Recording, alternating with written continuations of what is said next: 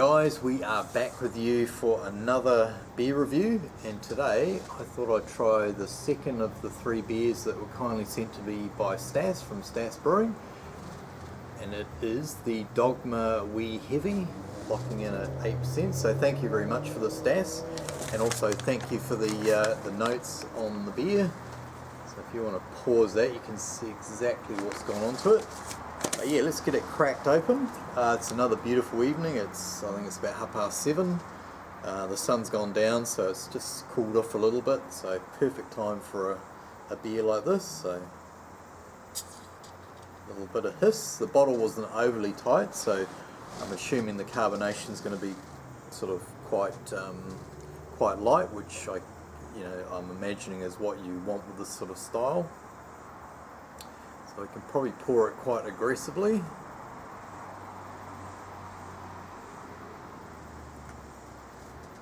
Oh yep, and there's a little bit of sediment, so we'll leave that in the bottom. So yeah, there we go there. So it's looking a beautiful,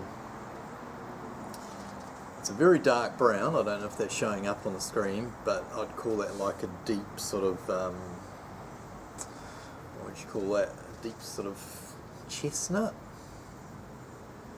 sort of colour. The sun's gone down, so it's not going to pick up any light in the bottom, but it looks fantastic. Like I was saying before, the carbonation is quite mild, quite light, but that's fine. Oops, I'm holding the glass out to the side.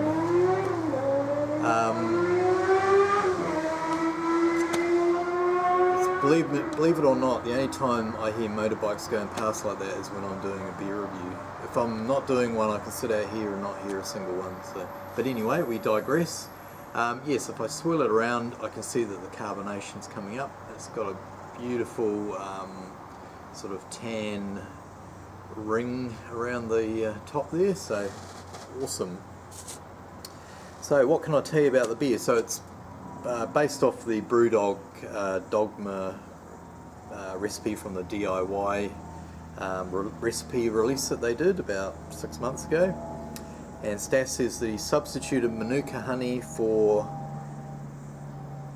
the heather honey, and it's aged on some bourbon infused French oak chips. That sounds very nice. So yeah, there's a bit more info, but let's go in for a smell. Cheers guys, and cheers Stass. I'm really looking forward to trying this. I think I've only had one wee heavy. Oh yeah. I've let it warm up quite a bit. Straight away can pick up, I think the first thing I was picking up was the honey. And then there was also a sweetness there, so like a sweetness going along with the honey, but also smell those oak chips and that bourbon as well. Oh, that smells really good. Yeah, it's definitely got a smell of barrel. I know you used oak chips, but yeah, oak barrel. Oh, that smells really, really good. And you can smell the booze as well coming off the top, being 8%. That is awesome. So there's 11 different malts in the beer. So there's pale, flaked oats, wheat, Munich, caramel, dark crystal, amber, brown, chocolate, and there's also some peat smoked malt in there. Hops are SARS and East Kent Golding. So maybe a faint whiff of smoke from the peated malt, but not a huge amount. This smells really good. I'm going to go in for a dive, guys. Cheers to you all. Cheers, Stass.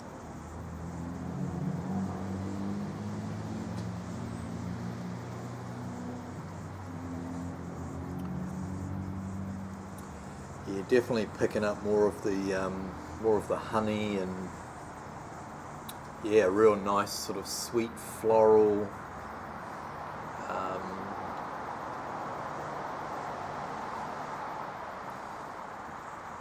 flavour on the tongue, but it's also got a nice sort of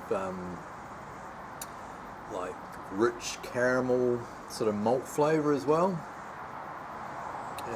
Wow, 8%. I could easily forget about that. Tasting it is going down an absolute treat.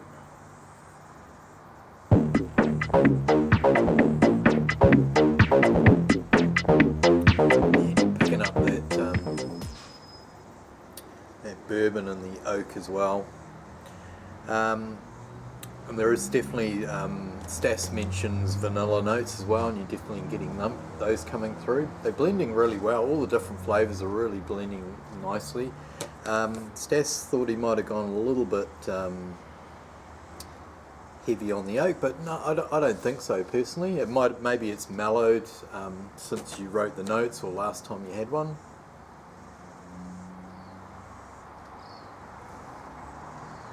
But no, all those different malts and the bourbon and the oak and the honey's given a real nice rich complexity.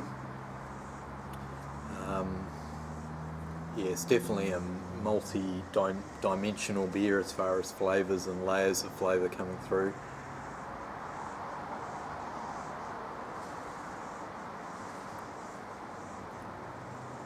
Yeah, sort of earthy as well.